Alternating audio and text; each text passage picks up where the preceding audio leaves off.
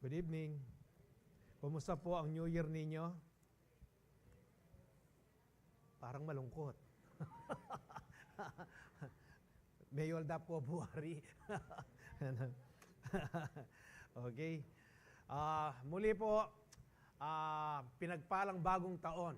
Ano po, dapat talagang naranasan po natin kung gaano po kabuti ang Diyos. Kung naranasan po natin ang Diyos, na napakabuti, napakatapat niya po ng year of ng 2025, lalo pa po nating mararanasan. Same God pa rin po yan. Pero nasa sa atin po kung gusto po ninyong maranasan pa na lalo yung kanyang katapatan. Ano po? Nasa sa atin po yan eh. Ano po? At sabi ko nga po, lagi kong nasasabi sa inyo sa pulpitong ito, na napakaganda po ng mga mensahe na atin pong na tatanggap o na pag-aaralan dito po sa bahay-sambahan. Dahil po magandang balita talaga ang ating pong natatanggap. Amen po ba? Kaya nga po sa pagbukas po o pagdating ng bagong taon na ito, napakaganda na naman po ng mensahe ng Diyos para po sa bawat isa't isa sa atin. Sino po yung nag-i-enjoy sa mga mensahe ng Diyos? At sino naman po yung lumalago at natututo sa bawat mensahe po? Dapat lang po, dapat nasain po natin yan na tayo po ay mag-grow, tayo po ay lumago, tayo po ay maging matatag sa salita po ng ating Panginoong Hesus. Kaya nga po sa buwang ito, itong January na ito, atin naman pong pag-aralan kung paano po yung tinatawag na run the race. At pag-aaralan natin, si Pablo, itinuring niya po na tayong mga mananampalataya ay kasama po o tayo po ay kasama o kasali sa isang paligsahan. Kaya nga po dito, ang pamagat po ng ating mensahe, run the race with focus. Run the race with focus. Meron po ako nabasa, nakalimutan ko lang po yung pangalan nitong isa sa mga fast runner po sa track and field ng US, yung babae, yung itim. Noon pong lagi po siyang nagtitraining. At pagkatapos, lagi niya nakukuha yung first. Dumating po sa kanyang buhay na na-distract po siya. Meron siyang mga problema. At pag sumasali po siya ngayon sa mga iba't ibang paligsahan po sa track and field, hindi niya po nakukuha yung kanyang nasain na mag-first place. Dahil po nadidistract po siya. Hindi siya naka-focus doon sa kanyang ginagawa. Kaya ito naman po yung ating pag-aaralan. Alam po ba ninyo na tayo bilang mga mananampalataya, dapat po naka-focus po tayo sa ating pananampalataya. Run the race with focus. Dapat po, pag sinabing focus, nakapako ang ating mata. Kanino?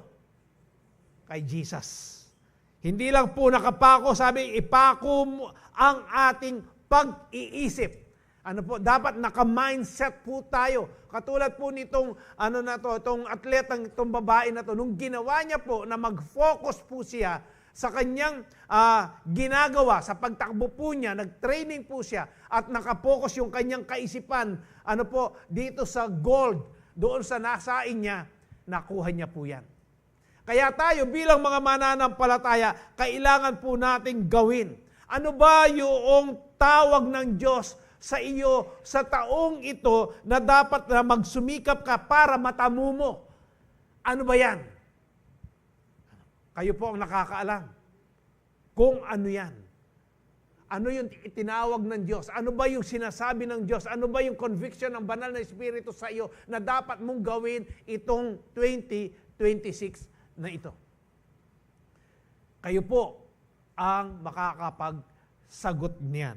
Kaya nga po, pag-aralan po natin itong run the race with focus. Ang sabi po ni Apostol Pablo, isinulat niya po sa 1 Corinthians chapter 9, verse 24, "Don't you realize that in a race everyone runs, but only one person gets the prize? So, run to win." Inihantulad po tayo sa mga mananakbo na dapat po nakapokus po tayo para po makarating tayo sa finish line. Tandaan po ninyo ang salvation, kanya-kanya po yan. Hindi komo po na ikaw ay naligtas, nakilala mo ang ating Panginoong bilang sarili mong tagapagligtas, sa iyong pamilya, hindi po automatic na masisave ang iyong buong pamilya. Dapat ang gagawin mo doon, ikaw ang magiging magandang modelo para makita nila kung sino si Kristo sa buhay mo. Binago ka niya. May pagbabago para mahikayat mo sila sa ating Panginoong Jesus. Tandaan po ninyo, hindi automatic ang salvation. Meron po tayong dapat gawin. Lahat po ng naririnig natin sa likuran ng pulpitong ito, dapat isa-puso po natin yan. Amen po ba? Dapat po nakabukas yung puso't isipan po natin. Kahit na masakit, tanggapin po natin. Dahil ang salita ng Diyos, buhay po yan. Siya po yung nagbabago. Hindi po kami. Kami po ay tagapagsalita. Kami po ay tagapagdala lamang ng salita ng Diyos. Kaya po napakalaki ng LED natin na bawat verse po sa Bible na binabasa po natin, na binabanggit po natin, katulad ng 1 Corinthians chapter 9, verse 24, nababasa po ninyo yan. Amen po ba? Kaya nga po, uulitin kong babasahin, don't you realize that in a race everyone runs? Tayo pong lahat niyan, tumatakbo po tayo sa karerang ito. At ang sabi? But only one person gets the prize. Hindi po ibig sabihin na kung tayo po ay 200 dito, isa lang ang mananalo. Hindi po. Inihantulad lang po tayo sa mananakbo, sa mga track and field player po na tumatakbo, na ang kanila pong kaisipan ay yung makuha nila yung goal. Dapat tayo pong lahat ganyan po ang ating kaisipan. Amen po ba? Naunawaan po ba natin? Kaya nga, dito po ang sabi niya, so run to win. Amen po. Tayo po sa mandaling manalangin. Panginoong Jesus, maraming salamat po. Ikaw lang po ang Diyos na buhay na aming sasambahin sa lugar na ito at wala na pong iba, Panginoon. Maraming Diyos. Meron silang mata pero hindi nakakakita. Meron silang tenga pero hindi nakakarinig. Meron silang bibig pero hindi sila nakakapagsalita. Meron silang paa pero hindi sila nakakalakad. Ikaw lang ang Diyos na buhay, Panginoon, na aming Panginoong itataas sa bahay-sambahan na ito at wala na pong iba dahil tuwing kami ay lalapit, Panginoon Diyos, kung anuman po yung aming mga dalahin, kayo ay isang Diyos na nakakarinig, nakakadama kung ano yung aming nadarama. Kayo po ay isang Diyos na buhay at alam po namin na pinakikinggan ninyo kami sa sandaling ito, Panginoon Diyos. Panginoon, hayaan mo po yung mga pumunta rito na may kabigatan sa kanilang mga puso, may mga problema, may mga pagsubok na pinagdadaanan sa kanilang buhay. Panginoon, katulad ng aming kinanta, Panginoon, hayaan mo na maranasan nila yung breakthrough sa kanilang buhay, Panginoon. Magkaroon sila ng kalayaan sa anumang uri ng karamdaman, Panginoon. Kalayaan sa anumang uri ng bisyo, Panginoon Diyos. Kalayaan, Panginoon, kung anuman po, Panginoon, yung nararanasan niyang kabigatan sa kanyang sarili. Panginoon Diyos, maraming salamat po. Kayo po ang kumilos, malayang kumilos sa aming kalagitnaan sa gabing ito. At Panginoon, buksan mo po yung mata ng aming puso, mata ng aming kaisipan, upang ang lahat ng mga salita mo na maririnig namin sa gabing ito, tanggapin po namin na may kagalakan at malaya kang kumilos. Baguhin mo ang puso po namin, Panginoon. Maraming salamat po. Lukuban mo po ako ng iyong banal at makapangyarihan na dugo. Ang salita mo, ang siya lang salita ko. Sa pangalan ng aming Panginoong Jesus, ang lahat po ay magsabi ng Amen. Amen. Kaya nga po dito, sabi ni Paul, don't you realize that in a race, everyone runs, but only one person gets the prize. So run to win. Being a winner isn't automatic. Marami po tayong gagawin. You've got to run, sabi po dyan, the race to win. Being a winner isn't automatic. Marami pong ginagawa. Katulad po ng anak ko, yung bunso, tumatakbo po ito. Madaling araw, umuulan, tag-init. Sabi ko nga, kahit umuulan, tatakbo kayo. Sabi ko, training po namin yan. Sabi niya po. Talagang marami pong pasakit ang gagawin mo para makuha mo yung medalya o kung ano yung inaasam mo. First, second, third place. Nasa sa iyo yan kung ano klaseng training ang iyong gagawin. Kaya nga po hindi automatic ito. Kailangan po nating tumakbo. At pag tayo po ay tumatakbo, dapat bilang mga mananampalataya, tatakbo po tayo na nakatuon yung ating mata. Yung ating pag-iisip sa ating Panginoong Hesus. Hindi po tayo tatakbo na tumatakbo tayo tapos palingon-lingon lang po tayo ng ganyan. Hihinto ka, hi. Hindi po ganyan. Dapat diretso ang takbo mo. Kahit na po ano ang nangyayari sa kapaligiran mo, nakatuon pa rin ang iyong paningin, ang iyong pag-iisip sa ating Panginoong Hesus. Kahit na po anong distraction yan. Amen po. To run the race with focus, you must keep your eyes on Jesus. Ito po yung ating pinag-aaralan ngayon. Keep your eyes on Jesus. Ano po? Literal ba natin na dapat tignan, makita ang ating Panginoong Hesus? Saan po natin makikita ito? Keep your eyes on Jesus. Paano po natin magagawa ito? Dito po, sa Bible. Hindi ho ba sa John chapter 1 verse 1, ano po ang sabi diyan? In the beginning was the Word, and the Word was with God, and the Word was God. Sa verse 14 po, tatalon tayo, and the Word became flesh, and dwell among us. Kaya nga po, ang salita ng Diyos, yan po yung pinanghahawakan po natin. Kaya, ano po ang sabi ng Psalms chapter 16 verse 8? I keep my eyes always on the Lord. With Him at my right hand, I will not be shaken. I keep my eyes always on the Lord. Si Haring David po, naranasan niya ito. Na lagi niyang kasama ang ating Panginoon. Bakit? Dahil ay yung kanyang mga salita, tinitreasure niya po, nasa kanyang puso. Tayo po, dapat ganyan po tayo. Bilang mga mananampalataya, bilang mananakbo, nakasama po tayo sa paligsahan na ito. Kailangan po natin na nakapokus ang ating mata sa ating Panginoong Hesus, ang ating pag-iisip, na po, naka-mindset po tayo. Tayo ay nakatingin lamang sa ating Panginoong Hesus. Ano man po yung mga nangyayari, ano man po yung mga problema, ano man po yung mga distraction na yan, ano man po yan, dapat hindi mawawala ang pagka-focus po natin sa ating Panginoong Hesus. Kung gusto po ninyong maranasan na kayo ay matagumpay, dapat ganito po ang ating ginagawa. Kaya nga, sabi po dyan, I keep my eyes always on the Lord, with Him at my right hand. Pagkasama mo, pag lagi ka nakapokus, ang ating Diyos, lagi pong nasa right hand po natin. Ano ba ang simbolo ng right hand? Hindi ba power? Lakas? Ano po? Kaya ang ating Panginoon, powerful po siya. Kung kasama mo siya, sino ang laban sa iyo? Wala po, kahit na si Satanas pa. Wala po siyang laban dahil matagal na po siyang talo. Amen po ba? And I will not be shaken. Hindi ako mayayanig kapag ang salita ng Diyos ay nasa sa akin.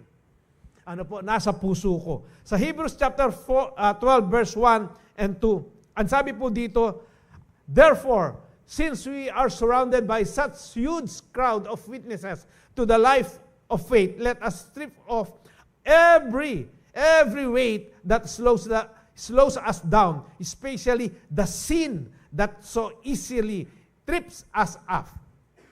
Hinto muna po tayo dito. Ang sabi, therefore, since we are surrounded by such huge crowd of witnesses, ang ano po dito, huge crowds of witnesses to the life of faith, ito po yung mga mananampalataya na nauna na naging matagumpay po sila. Bakit sila naging matagumpay? Nandiyan po yan sa susunod na mga verses. Bakit po? Dahil nakapokus po sila. Yung kanilang kaisipan nakatuon lamang kay Jesus. Kaya nga po, anong sabi dito? Let us strip off every weight. Tanggalin po natin, hubarin daw po natin ang lahat ng mga bigat na nagpapabagal sa atin. Ano po yung mga bigat na yan? Marami po yan. Mga problema po natin. Mga pagsubok po yan. Kung relasyon yan sa bahay, sa mga anak mo, sa asawa mo. Ano po? Ano pa yan? Yung sa trabaho mo. Marami po yan. Alam po ninyo yan. Kung yan ang nagpapabigat para ikaw ay bumagal. Maging mabagal ka sa pag-unlad mo o sa maging matured mo sa iyong pananampalataya. Ano sabi diyan? Meron pa. Binigyan niya ng diin dito. Especially, sabi niya po diyan, the sin that so easily trips us up. Yung kasalanan daw po na madali tayong mapatid, mawalay sa ating Panginoong Hesus, sa ating pananampalataya. Ano po yung mga kasalanan na yan? Hindi ko po alam kung ano yung mga kasalanan na yan. Na madali po kayong bumigay sa inyong pananampalataya o madapa.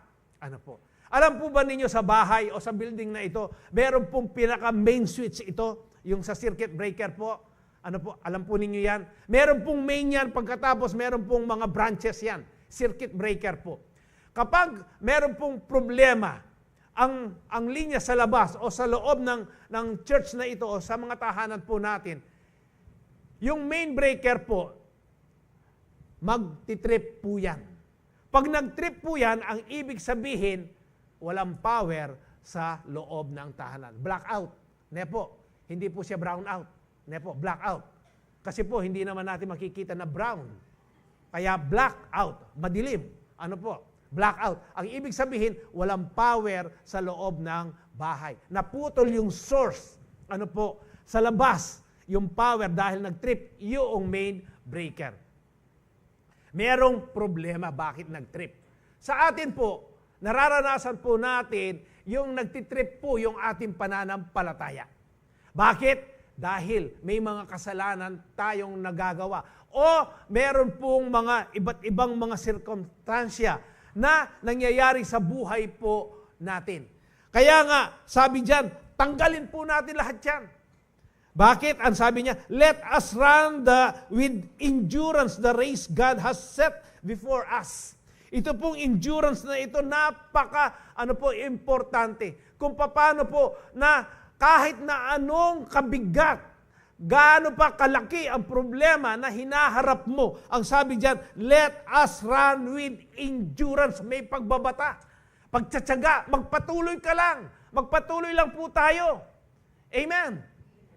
Ano ang sabi? The race God has set before us. We do this by keeping our eyes, sabi po diyan, on Jesus. Paano natin magagawa na tayo ay magbata, magpatuloy, yung endurance po na sinasabi diyan. Ang sabi diyan, binigay po sa atin yung solusyon. We do this by keeping our eyes on, kanino po?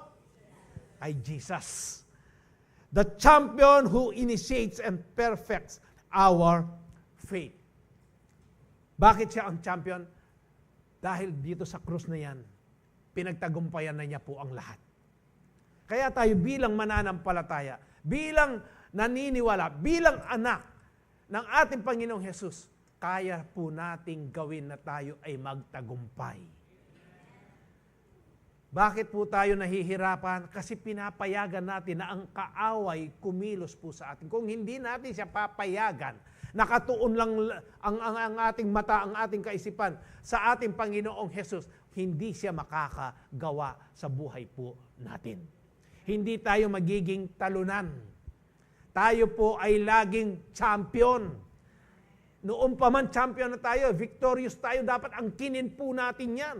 Dapat po itong keep your eyes on Jesus, laging nakatuon yung kaisipan po natin. Ano man po yung mga nangyayari.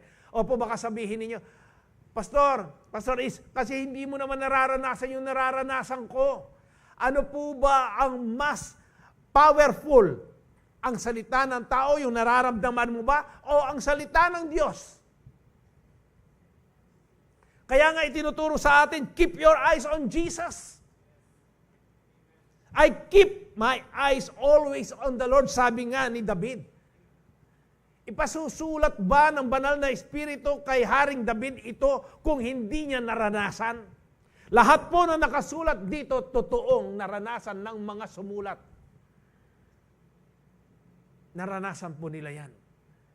Kaya tayo, sa henerasyon po natin, kung pinag-aaralan, binabasa po natin, mararanasan din po natin kung ano yung naranasan ng mga naunang mga mananampalataya. Itong mga huge crowds of witnesses na ito. Dahil yung Diyos nila ay Diyos din natin ngayon. Hindi po nagbago yan. Amen po. Kaya ano pa po ang sabi dito? Because of the joy awaiting Him, He endured the cross, disregarding its shame. Now He is seated in the place of honor beside God's throne. Kaya nga po itong ito pong pananampalataya nating ito, race po ito. Na dapat po talagang manatili po tayo na nakatuon yung ating mata, yung ating kaisipan, walang iba kung hindi sa ating Panginoong Jesus. Ano ho ba yung joy na yan na nararanasan mo na gusto mong makamit ngayon? Panaginip ba yan na gusto mong magkaroon ng bahay at lupa, magkaroon ng sasakyan? Sino po nagpipray niyan? Ano po? Tayo pong mga magulang, yung masustain po natin, yung mga matrikula, makapagtapos yung ating mga anak. Pinapanalangin natin na sila, pagkatapos nilang natapos ang kanilang pag-aaral, kung magbo-board man sila, makapasa sila, makapagtrabaho sila. Ano po? Dapat po, nakapokus lang po tayo sa ating Panginoon. Dahil siya po ang nakakalam. Katulad po nung mga nakaraan nating pinag-aralan. Omniscient po ang ating Diyos. Alam niya po ang lahat. Ano po? Ang kailangan lang natin manampalataya, maniwala. Mag-focus lang po tayo sa ating Panginoong Jesus. Sa 2 Chronicles chapter 20 verse 12,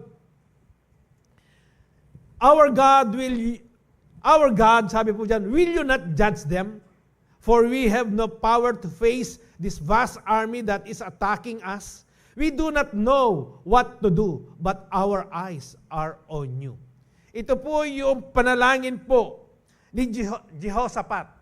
Si Jehoshaphat po, naranasan niya na 3 malalaking bansa, pinlano po, nalulusubin sila. Ano po? Nung malaman po ni Jehoshaphat yan, niyaya niya po lahat ang mga tao. Nanalangin po sila. Kaya ito yung sinabi niya, Our God, will you not judge them? For we have no power to face this vast army that is attacking us. Dito lang po, for we have no power to face this vast army that is attacking us. Wala po kaming kakayanan, wala po kaming kapangyarihan, wala po kaming lakas para talunin namin itong 3 malalaking bansang ito na gustong sumakop sa amin. Nagpakumbaba po dito si Jehoshaphat. Ano po? Nagpakumbaba po siya. Inamin niya na wala silang magagawa maliban lang sa ating Panginoong Hesus pagkasama nila. Tayo po sa buhay po natin. Alam ko, madalas kinakaya po natin. Kahit na alam natin madalas ang salita ng Diyos, pero pinangungunahan po natin siya.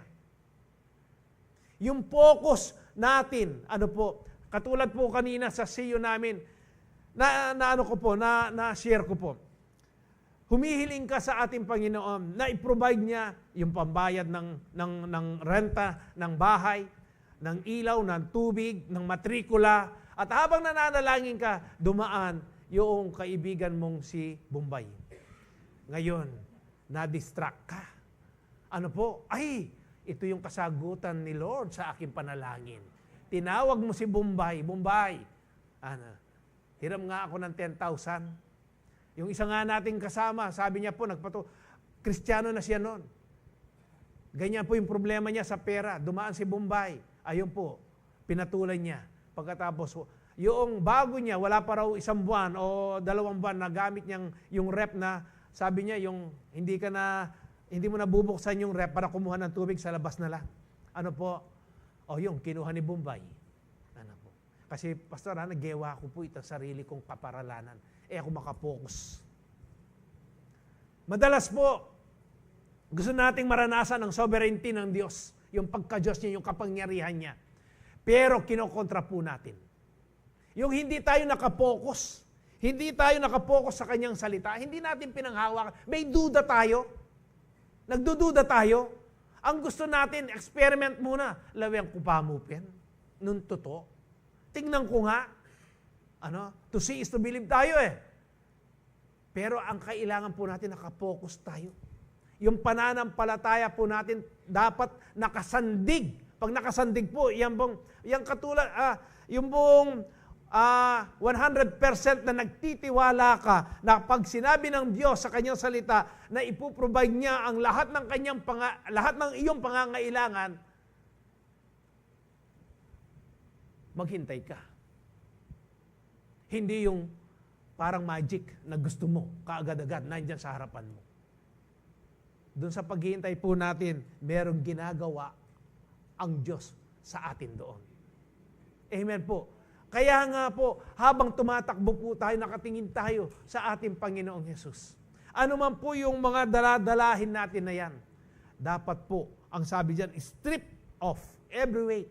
Tanggalin mo isa-isa. Ipagkaloob mo sa Lord, hindi ko po kaya ito. Alam ko, kayo po, kaya ninyo ito. Itong problema ko sa aking anak, Lord, ibinagkakaloob ko na po sa iyo. Kayo lang ang pwedeng magbago sa kanyang puso, Lord.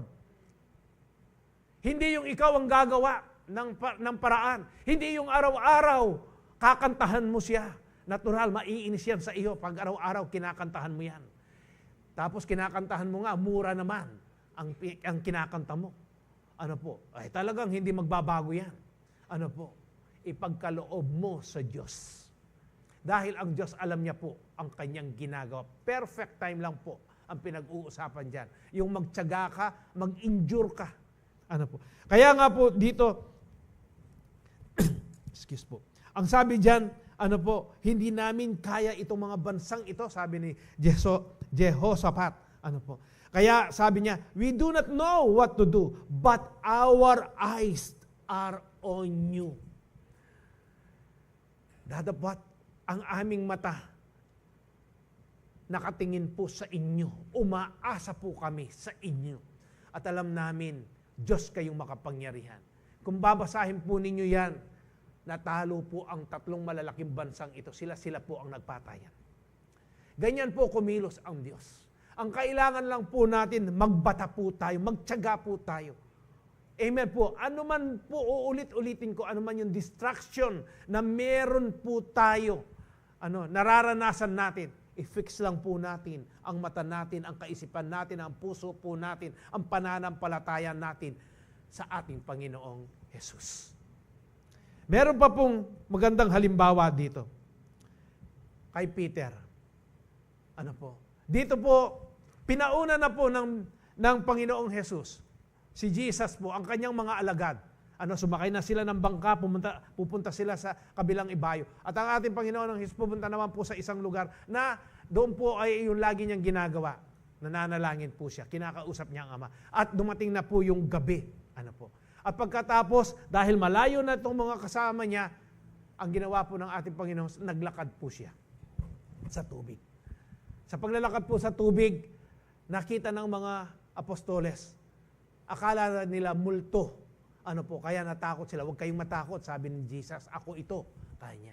Tapos si Peter naman po, sabi, Lord, kung ikaw yan, sabi niya, hayaan mo na ako ay makapunta dyan. Sabi niya, makalakad din papunta dyan sa iyo. O sige, halika, sabi ng ating Panginoong Yesus. Bumaba po si Peter, si Pedro, sa bangka, naglalakad po siya. Malakas po yung alon. Malalaki ang alon. Malakas ang hangin.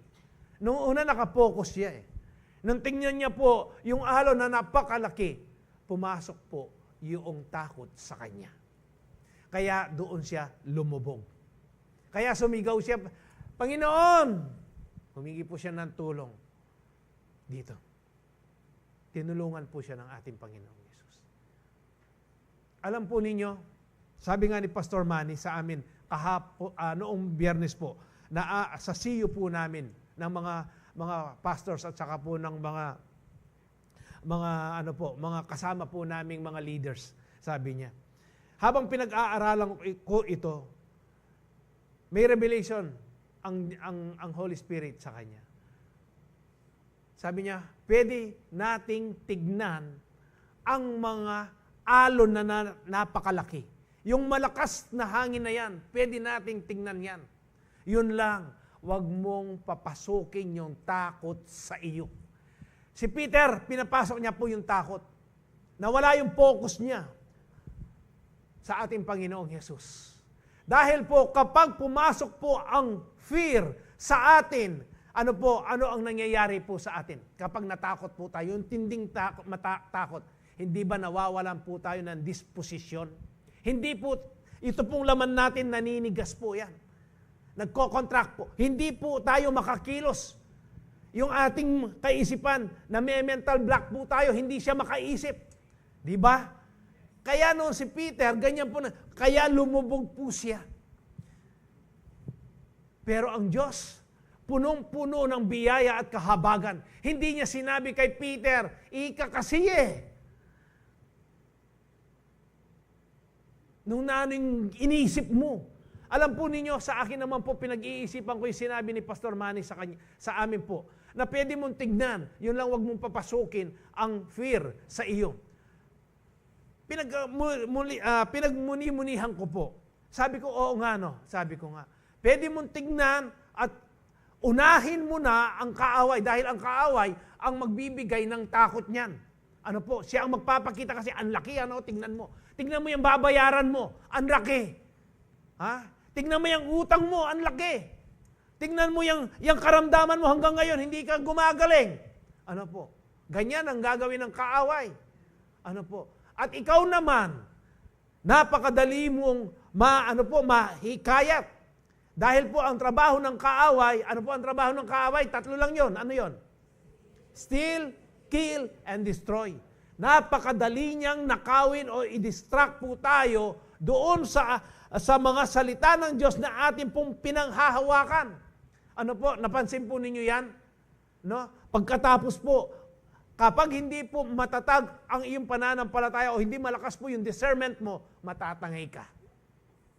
Matatangay ka.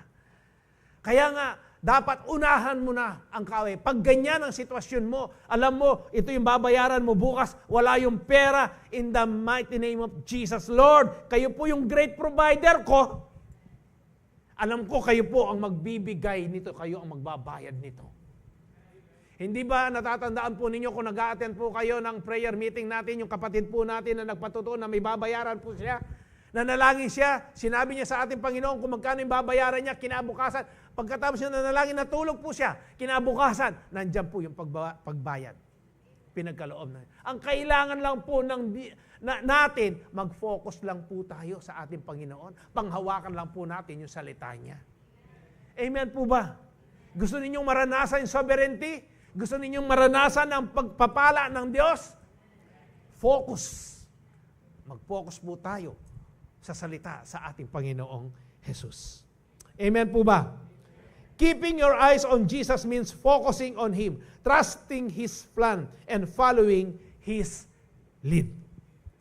Pangalawa po, to run the race with focus, you must forget the past, move forward. Forgetting the past. Kalimutan po natin yung mga nakaraan. At tayo po ay sumulong. Sabi po niya, sumulong, hindi po patalikod, kung hindi pasulong. Forward. Amen po ba? Wala kasing sumusulong na paatras. Lagi po yung forward. Ano po? Paharap, sa harap. Amen. Amen po. Kaya ito po yung sabi po ng Isaiah 43:18-19. Forget the former things, sabi po ng Diyos. Si Yahweh sa mga Israelita. Forget the former things, sabi po dyan. Do not dwell on the past. Bakit po? Ito po, tingnan ninyo. Kung binabasa po ninyo ang Bible, ang patungkol sa mga Israelites, sa mga Hudyo. Ang mga Israelita po, ang mga Hudyo, naranasan po nila ang kapangyarihan ng Diyos, ni Yahweh sa kanila. Magmula po noong sila ay ilabas sa Ehipto, ano po, at kung paano sila pinroteksyonan ng Diyos nung hinahabol sila. Ano po, marami po yan. At noong na-corner na po sila, wala na silang dadaanan. Ito yung Red Sea. Ano ang sabi ni Yahweh kay Moses? Ihampas mo yung tungkod mo sa tubig, sa Red Sea. At nung ginawa niya yan, nahati po yan. At sila po ay dumaan sa tuyo, hindi po putik yun, hindi po basa. Tuyo yung lupa doon. Ano po? At pagkatapos sumara. Marami pong ginawang himala ang Diyos. Si Yahweh sa mga Israel. Pero sila po ay suwail. Kaya dito sa Isaiah 43, verse 18, sinabi sa kanila ng ating Panginoon, kalimutan na ninyo yung mga nakaraan. Sabi po sa kanila. Sabi niya, do not dwell on the past. Ano ho ba yung mga pangit o magagandang bagay po, o pangit na mga bagay na mga nangyari po sa atin, na experience po natin sa taong 2025. Kalimutan na po ninyo yan. Amen po ba? Huwag na po kayo mag-dwell dyan. Huwag na po ninyong balik-balikan pa yan. Dahil kung binabalik-balikan lang po ninyo, ang dala niyan, sama ng loob. Pagkatapos, iiyak-iyak ka na naman. Magdadrama-drama ka na naman. Di ba? Kapag inaalala mo yung ganyan, best friend kepa mo, hinudas na ako.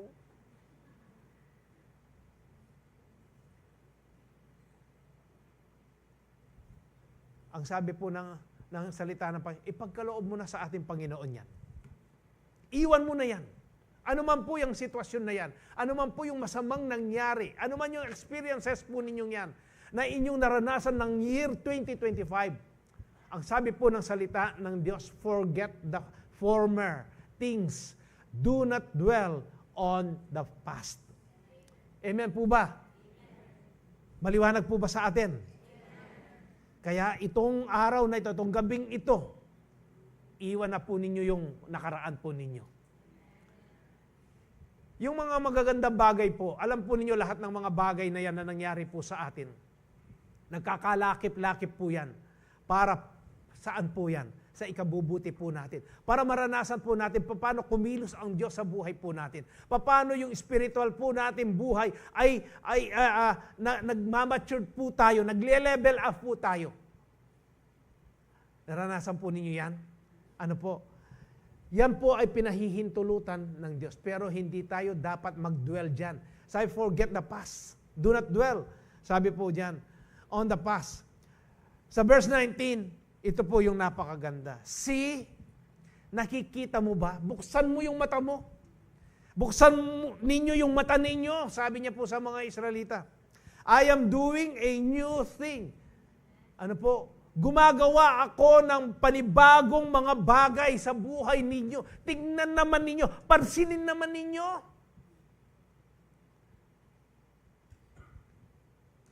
Now, it springs up.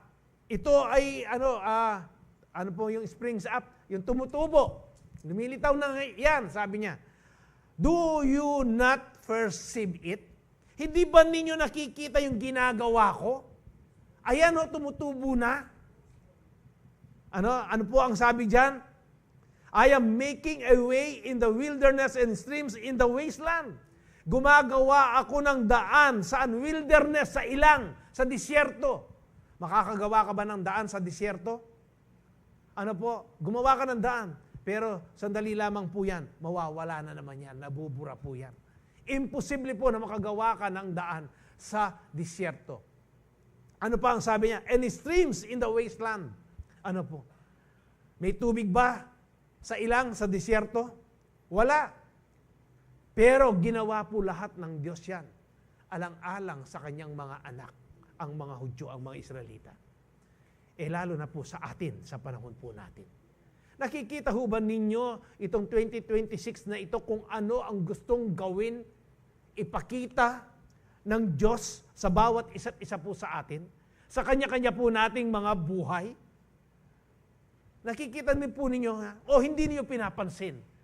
Kaya nga sabi diyan, see, tingnan mo, buksan mo naman yung mata mo.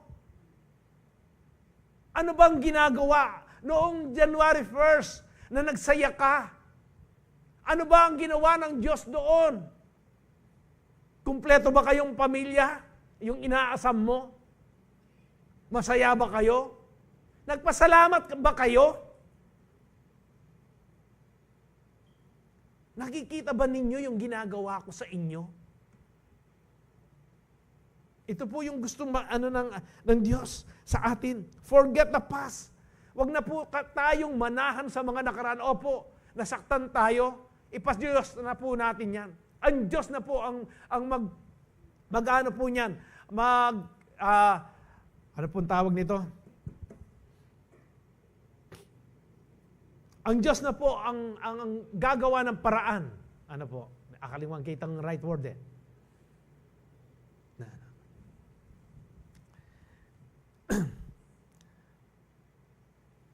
Ang Diyos na po ang magagantimpala sa iyo diyan.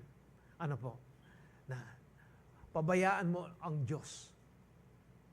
Kung naghahangad ka ng ganti, huwag mo nang asamin yan. Hayaan mo na ang Diyos ang gaganti para sa iyo. Amen po ba? Kaya, ito po yung isa sa mga problema po natin eh. Yung hindi tayo makapag-move on. Ano po? Mag-move on ta na po, kalingwan tanangan. Itang mga palyari ang mga tsura niya pong 2025. Amen po ba? Detang mga santing abage po, pasalamatan tayo in Diyos. Amen. Even nga dyan sa mga problema na yan, yung mga masasakit na naranasan natin dapat natin pasalamatan ng Diyos. Bakit? Kung yan ay napagtagumpayan mo, ano po, ginawa mo kung ano yung pinagagawa ng banal na espiritu o ayon sa salita ng Diyos, ano po, pakinabang sa iyo yan. At dyan makikita mo kung paano ka nagmamature. Ano po. Kaya nga po, ano ang sabi dito sa Philippians chapter 3 verse 13 to 14. Sabi po ni Paul, sabi niya, "No, dear brothers and sisters, I have not achieved it." Alam po ninyo, nung sinusulat po ni Paul ito, ang sabi niya sa mga tiga-Philippi po, sabi niya, kung tutuusin, sabi niya, ako, sabi niya, Pharisee of the Pharisees. Mayaman ako. Sabi niya, sinunod ko lahat. Ang pinagagawa sa akin, ano po, doon sa sobrang nga niyang pagsunod, tinuligsa niya ang mga Kristiyano. Pwede niya sabihin ito, pero ang sabi niya, "No, dear brothers and sisters, I have not achieved it." Tayo po, mailagay lang tayo sa isang posisyon, parang sino na tayo na pinagmamalaki natin. Hoy, forerunner ko ne. Dapat tukyan mo ko. Ganyan pala. Pero si Paul, hindi niya po pinagmamalaki yan. Ang sabi niya, "No, dear brothers and sisters, I have not achieved it, but I focus on this one thing." Sabi niya. Nag-focus ako dito sa isang bagay na ito. Sabi niya. Forgetting the past. Sabi niya. Kinalimutan niya po yung mga nakaraan niya, yung mga achievements niya. Ano po? Yung mga nagawa niya. Kung marami po siyang kaluluwa na naidala na, nahikayat na, nasiran niya sa ating Panginoon, kinalimutan niya pa yan. Bakit? Sabi niya po, "And looking forward to what lies ahead." At tinitingnan ko kung ano yung nasa harapan ko ngayon, kung ano pa yung pinagagawa ng Diyos sa akin. Na lalo pa akong, kung 10,000 yung naidala ko sa ating Panginoong Hesus noong 2025, ngayon tinitingnan ko kung ano yung pinagagawa niya, kung dodoblihin ko pa ito, na magiging 20,000 ba ito? Magiging 30,000 pa ito? Yun po yung tinitingnan ngayon ni Paul, ni Pablo. Kaya po tayo dapat ganyan. Hindi po natin ipagmamalaki pa yan. Yung mga na-achieve natin, opo, pinangyari po ng Diyos yan. Kaya lang ang dapat natin sabihin, "Lord, unworthy servant ko mo po. Unworthy servant lang po ako. Ginawa ko lang po yung pinagagawa ninyo, yung dapat kong gawin. Lord, sa biyaya mo lang po, kaya ako nagawa ito. Kaya itong 2026 na ito, Lord, ano pa po yung inyong pinagagawa sa akin?" Dapat ito po yung anhigakin, ito po yung dinidesire po natin ngayong 2026. Ano po? Kaya ano ang sabi niya dito sa verse 14? "I press on to reach the end of the race and receive the heavenly prize for which God through Christ Jesus is calling us." And receive the heavenly prize for which, alam po ninyo, sa lahat ng mga ginagawa natin, lalong-lalo na kapag nakakapaghikayat po tayo ng kaluluwa para sa ating Panginoon, yung corona po natin, may mga brilyantes po yan. Kaya pag naandun tayo, ang sabi diyan, and receive the heavenly prize for which God, through Jesus Christ, is calling us. Kaya nga po, ang pinaka-assignment natin, ang responsibilidad po natin, opo, nagmi-ministry tayo sa loob ng church, pero hindi po yan yung main. Ano po, hindi po yan yung dapat na ginagawa pa natin, ang dapat gawin po natin to preach the gospel, to share the gospel. Ipamahagi po natin, ibahagi natin ang mabuting balita sa mga taong hindi pa nakakakilala o hindi pa nakakaalam kay Kristo bilang sarili nilang tagapagligtas. Alam po ninyo, mabibigla na lang po kayo na kahit dyan po sa daan na yan, sabihin ninyo, kung kilala nila si Kristo, kung alam nila ang magandang balita. Meron na po ako nakausap pagkatapos ang sabi niya, nasa edad na po. Ano yung magandang balita? Hindi ko pa po narinig yan. Sa isip ko po, dahil marami na ang nagsishare, kahit nasa palengke, meron ka naririnig na nagsishare, na yung mga tao, na ordinaryong mga tao na naglalakad dyan, alam nila ang mabuting balita. Pero magtataka ka na wala siyang alam. Alam po ninyo, yan po ang main responsibility po natin na pinagkaloob ng iniatang sa ating mga kanya-kanyang balikat. Tayong mga nakakilala po kay Kristo. I-share po natin yung pag-ibig na pinaranas sa atin. Yung kaligtasan na pinaranas po sa atin. Dapat i-share po natin yan. Kaya nga, si Pablo po, ito yung kanyang hinahangad. Ito yung nakikita niya sa future. Iniwan na niya lahat yan. Kahit yung mga accomplishment niya, ang gusto niya, pa yung gustong ipagawa ni Jesus sa kanya. Kung ang gustong ipagawa ni Jesus sa iyo sa 2026, magpatawad ka, mag-release ka ng kapatawaran. Parang dito lang ang gustong magpatawad. Sabi ko nga po, ang pinaka-main weapon ng kaaway sa mga Kristiyano para hindi siya umunlad, hindi siya maging matured, yung pagpapatawad at yung pagbibigay. Dalawa lang yan sa main weapon ng kaaway para hindi umunlad. Hindi maging matured ang isang mananampalataya. Maraming natitiso dyan. Yung love of money. Pag namatay ka, hindi mo naman dadalhin yan. Sigurado. Wala kang dadalhin ni 5 centimos. Kaya kung yan ang pinagagawa ng banal na Espiritu sa iyo, year of 2026, gawin mo. Mararanasan ninyo yung sovereignty at yung pinag-aaralan po natin dito na yung nakatuon ang yung kaisipan mo sa ating Panginoong Yesus. Hayaan mo na yung nakaraan. Kung hindi ka nakasunod nung nakaraan, Lord, ito po yung, kung gusto po ninyo, ito yung pinagagawa ninyo sa akin, bigyan mo po ako ng lakas ng loob. Bigyan mo po ako ng katatagan. Gawin mo pong obedient yung aking puso. Maging submissive po ako sa inyo.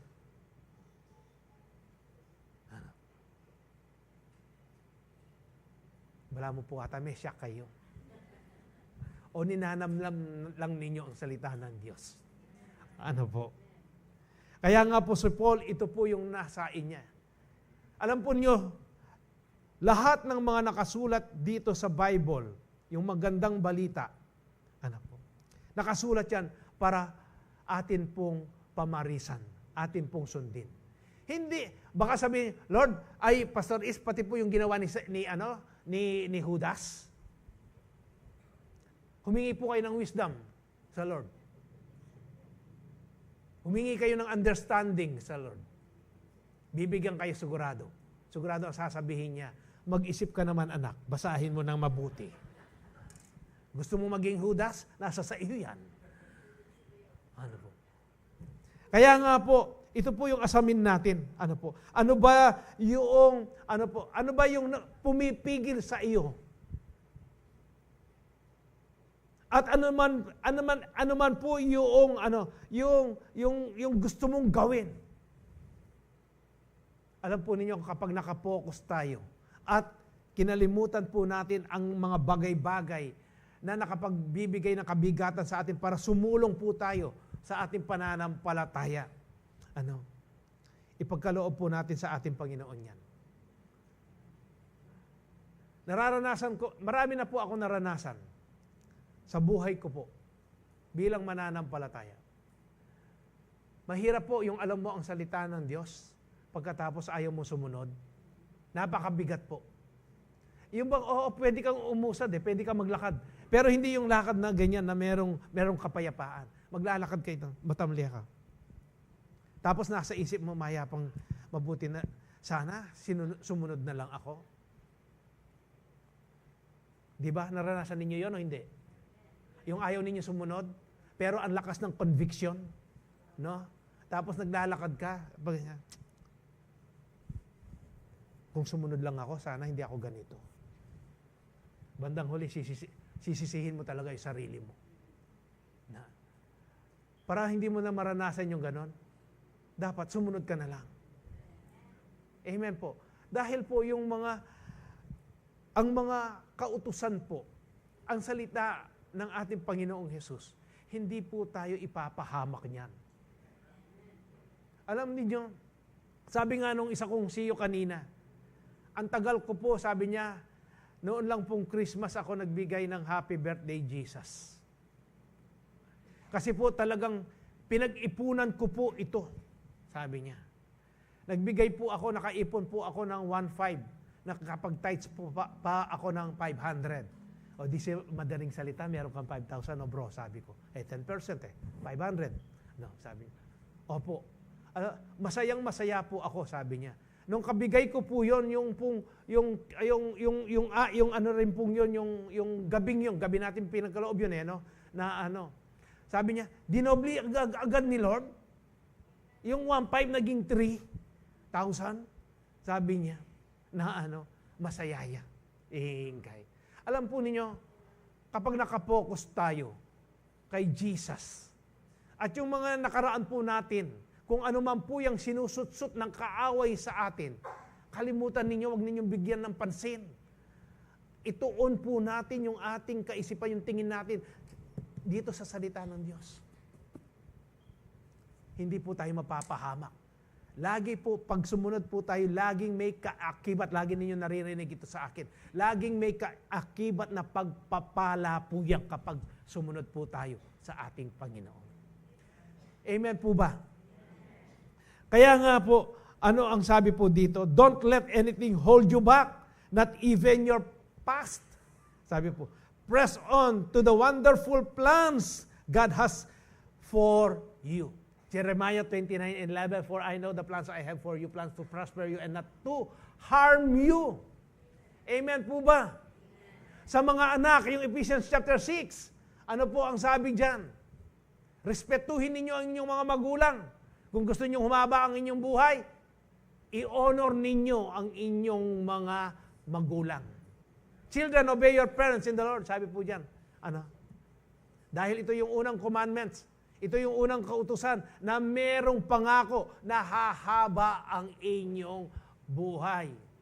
Alam po ninyo, kung nakapokus lang po tayo lagi talaga kay Jesus, itong buhay natin na ito, hindi na po tayo ang ibig ko pong iparating sa inyo yung hindi na tayo makakaranas ng mga iba't ibang mga kasakitan o yung kahirapan. Dahil pag nagdi-disobey tayo, doon po nangyayari yung mga hindi magandang bagay Naunawaan po ninyo ako? Naintindihan po ninyo ako? Kapag sinabi ng ating Panginoong Jesus, thou shall not commit adultery. Ay pagkatapos gagawin mo pa, pagkatapos ano mangyayari sa iyo. Lahat po ng ginagawa natin, meron pong bunga yan. Ano po? Kung susunod ka lang na mamuhay ka, o kaya gusto mo nang magkaroon ng boyfriend, ng girlfriend. Ano po? Lord, 40 na ako po. Puta po yan ako mga anak. Na ako po makapag-baby. Aba, kapatad, a babaye, ne, lawin min kaya kang kasampalatayanan. Examine yourself, examine your faith. Aba kung ganyan po yung inyong alam po ninyo ako, nag-asawa na po ako ng 39. Dahil po ako lang mag-isa sa bahay, yung mga pamilya ko po nasa Amerika lahat. Uuwi po ako sa bahay, natural, no? Pagkatapos mo sa trabaho, kakain ka. Nakatingin po ako sa kisame. Noong una, isa lang butiki ang nakikita ko. Kalaunan, dumami na po sila. Nanganak na. Nanganak na. Sabi ko, ganyan pala yung buhay. Tapos ang sabi ng mga kaibigan ko, alam mo, sabi po nila sa akin, iba yung pamilya mo o yung asawa mo, yung mga anak mo, kapag matanda ka na, sila ang mag-aalaga. Kahit nakasama mo pa yung mga kapatid mo, yung mga pamangkin mo, iba ang mag-alaga, yung asawa ay yung mga anak mo. Tandaan mo yan, sabi niya. Pupunta naman po ako ng Manila, tinitingnan ko naman po yung mga nakatira sa ilalim ng mga overpass. 5 ang anak. Araw-araw, nakakaraos. Sabi ko, pambihira ako, may trabaho ako. Tapos may Diyos pa ako. Inaalala ko po baka hindi na rin ako magkaanak. Pero nung nag-asawa po ako, Lord, hindi po ako pipili kung babae o lalaki ang ipagkakaloob mo, kung ano po yung ipagkakaloob ninyo. Binigyan ako 3 lalaki, sunod-sunod po yan. Kung hindi lang po sa sarya, siguro masusundan pa yan. Kapag ang po natin, nasa sa atin po kasi yan. Kung paano po tayo nakapokus. Kung paano po natin pinanghahawakan. Paano tayo nakasandig sa salita po ng Diyos.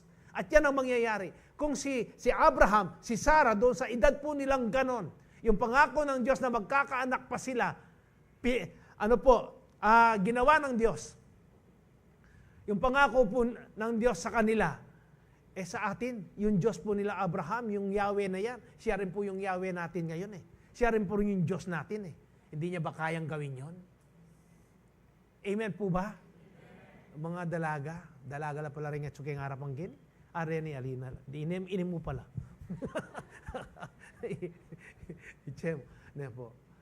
Mag-focus lang po tayo.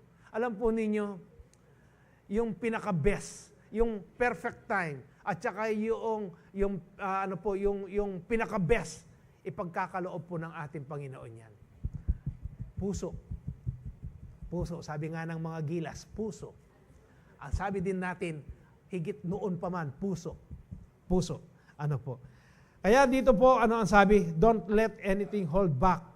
Not even your past. Press on to the wonderful, yung mga kahangahangang plano ng Diyos para sa iyo. Gusto po ninyo matanggap yan?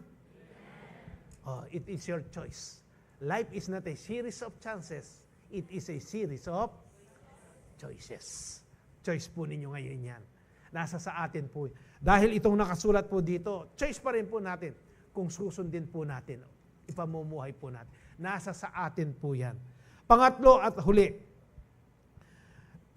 To run the race with focus, you must always guard your heart and mind.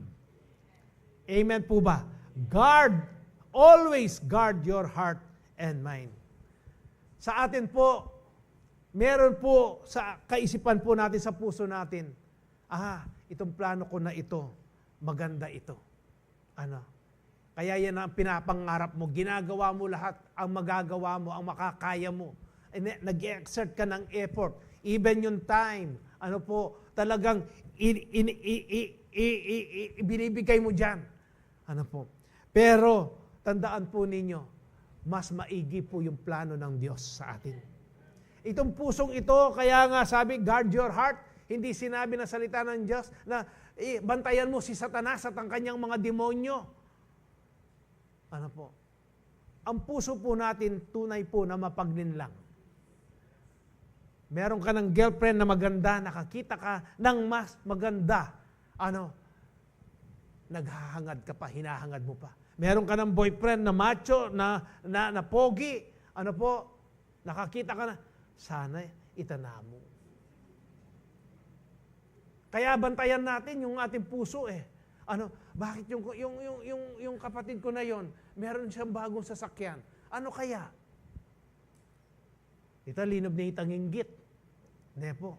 Inggititis. Ingay na. Dapat nire-rebuke po natin yan eh. Ano po? Kaya bantayan po natin yung puso natin.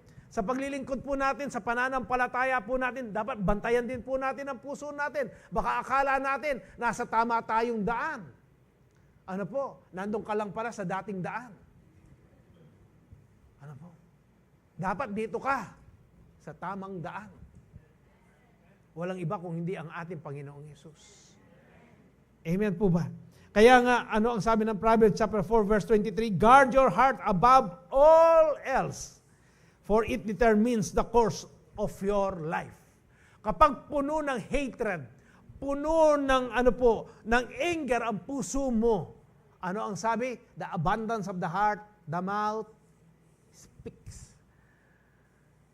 Kung ano yung nasa puso mo, yan yung itsura mo. Tama po ba? Pati yung pananalita mo, yung kilos mo, diyan makikita po ninyo. Kung galit ka, may puno ng galit yung puso mo. Pag magsalita ka, puno rin ng galit. Tama po ba? Pero kapag puno ng salita ng Diyos, ang iyong puso, ano ang sabi ng Philippians chapter 4 verse 4-7? Sabi, rejoice in the Lord always. Alam po ba ninyo, dito, noong sinusulat po ni Pablo ito, nasaan po siya? Nasa kulungan. Hindi lang po sa kulungan, dahil yung kulungan nun meron pong ground floor, may first floor, second floor, siya nandun siya sa ilalim, doon sa ground floor. Kung saan po bumabagsak yung ihi, yung dumi, nung mga kapwa niyang nakakulong sa itaas. Pero ang sabi niya diyan, rejoice in the Lord always. Tayo makarinig lang tayo ng salita, o kaya nagkasakit lang tayo, hindi na tayo makapag-rejoice. Lord, po ini? Lord, kasakit ko pa nandaman. Sinabi na po, yung sinabi ng aking kapatid, nasaktan po ako, Lord. Pero anong sabi niya? Rejoice in the Lord always. Ano man yung sitwasyon mo, magpuri ka sa ating Panginoon. Amen po ba? Puta, amen ako. Ang amen kay Mateo, manggawan. Puta, mitakid kakit na kanyan. Puta, mitakid ka ang bagya. Ay, hindi. Sinimba ko pa mo. Naihimbis na sabihin mo, Lord, salamat po, iningatan mo ako. Hindi po ako napilayan, hindi po ako nasugatan. Parang noon po, iihi po ako. Bumaba pa po ako dyan. Yung last step po, yung alam po ninyo yung dalawa, hindi pa simento yon. Last step na lang po. Dahil po, mekay ko po ako sa salamin ko. Akala ko po, hindi na ako hakbang. Patakbo na ako. Misubsub ko po. Tapos itong cellphone ko, hawak-hawak ko po. Natural, ang magiging kaisipan natin, ang una nating maiisip, yung cellphone, di ba? Pero ang una ko pong naisip, nagsasalita po nun si Pastor Manny. Ang nauna ko po, Lord, salamat po. Ako misubsub. Hindi po. Napag-ganon po, nabitawan ko yung cellphone. Lord, salamat po. Hindi po ako nasubsob. O hindi po malupa yung nangyari sa akin.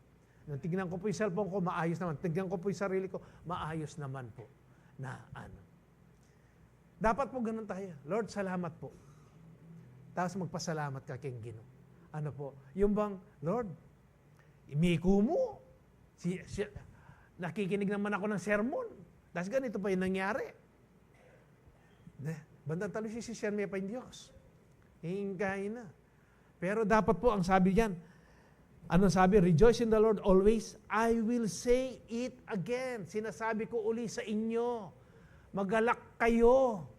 Purihin ninyo ang ating Diyos kahit ano po ang nangyayari. Amen po ba? Let your gentleness be evident to all. The Lord is near. Do not be anxious about anything, but in every situation, by prayer and petition, with thanksgiving, pagpapasalamat, present your requests to God. Hindi po sinabi kay Maria, kay Apong Pakakalulo. Ang sinabi sa Diyos. Kung babasahin po ninyo ang salita ng Diyos sa Isaiah, yung sinabi ko po kanina. Meron silang mata pero hindi nakakakita. Meron silang tenga pero hindi nakakarinig. Meron silang bibig pero hindi nakakapagsalita. Meron silang paa pero hindi sila nakakalakad. Kaya sabi ng Diyos, pabayaan na ninyo yan, kalimutan na ninyo lahat yung mga ginawa ninyong yan. Sino ba ang sinasandigan ninyo? Kung kayo ay nagkamali, iwanan na po ninyo yan. Lord, nandito po ako. Muli. Gusto ko po mag-focus sa inyo.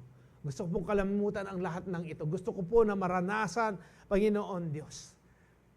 Yan po yung binabantayan mo yung puso mo. Bantayan po natin ang puso. Dahil ito po yung mapaglinlang talaga.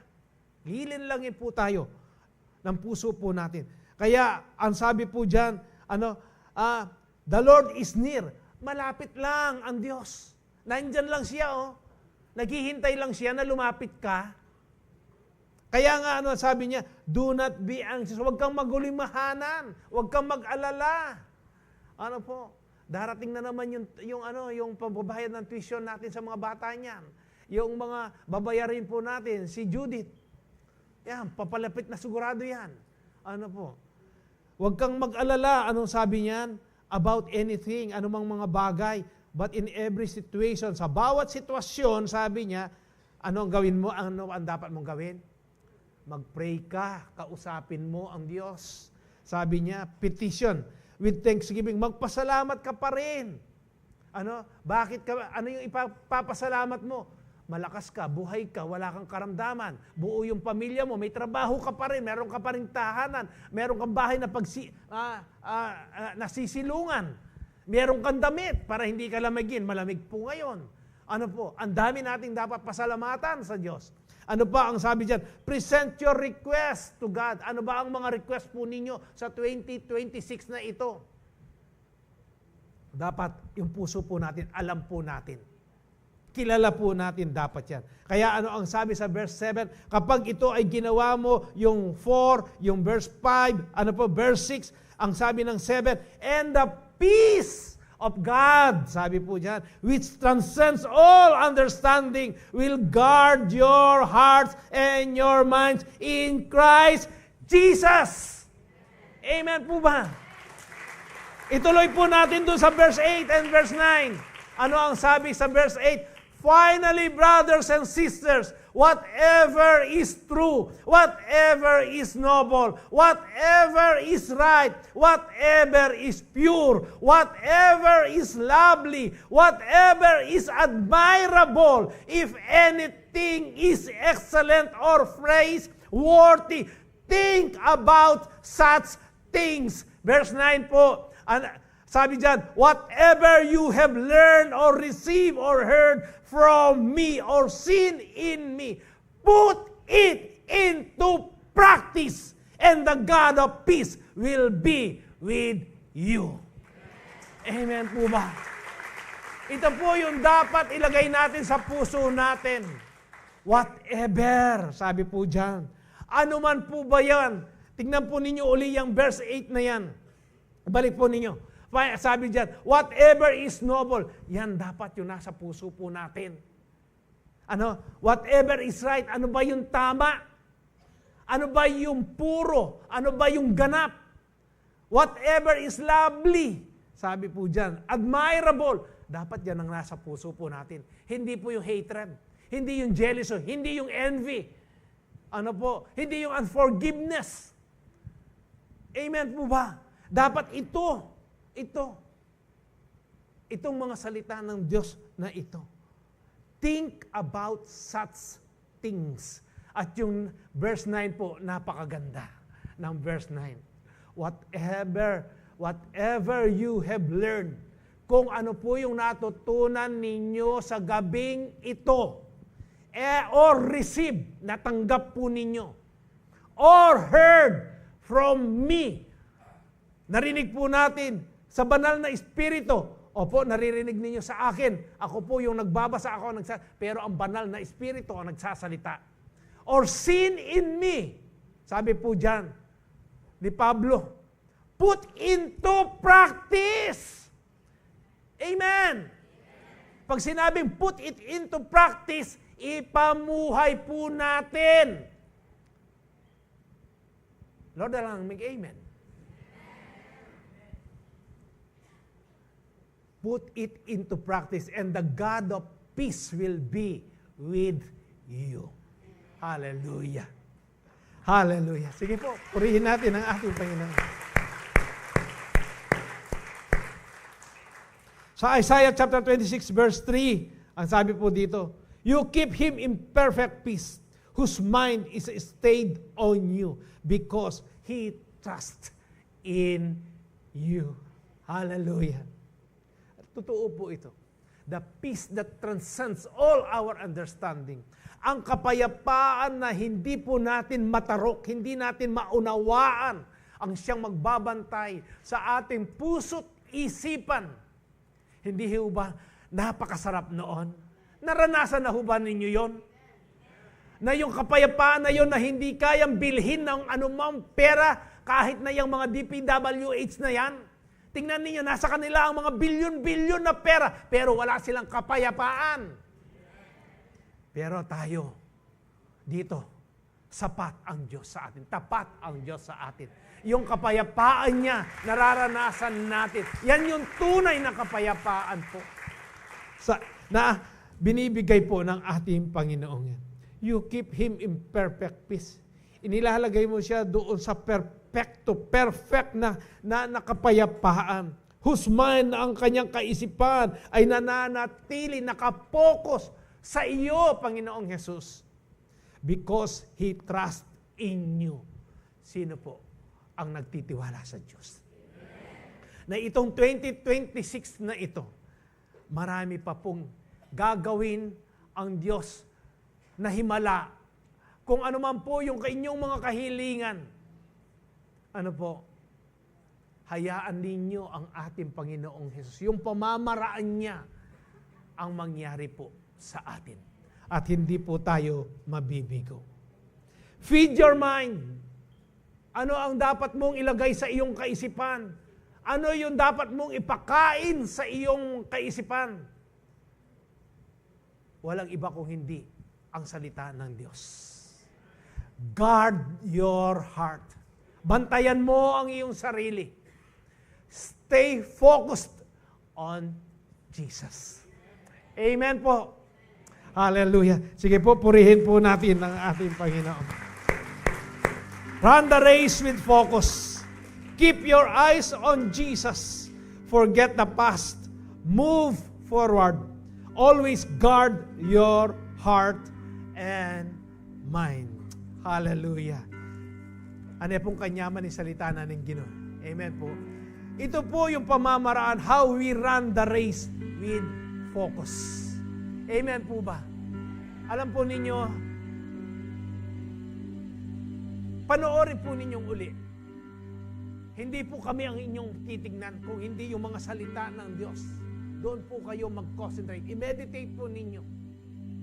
How to run the race with focus. At dito po makikita pa natin, magiging maliwanag pa po sa atin na habang atin pong minemeditate, pinaulit-ulit nating binabasa, ninanamnam, ano po ang salita ng Diyos, marami pa po siyang ipapaalam sa atin.